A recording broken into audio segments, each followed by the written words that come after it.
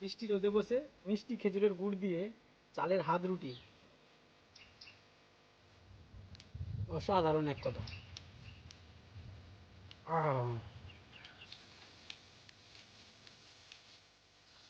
জোরে জোরে পড়ছে। আশা করি চালের হাত রুটি গুড় দিয়ে আমাদের গ্রাম বাংলার মানুষরা প্রচুর খায় এবং এনজয় করে।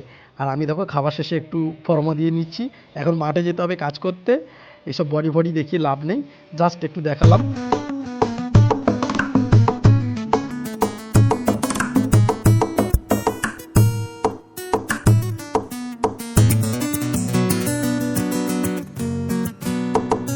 এখন দুপুর হয়ে গেছে, মাঠ থেকে এই আসলাম, এসে রান্না বসিয়েছি।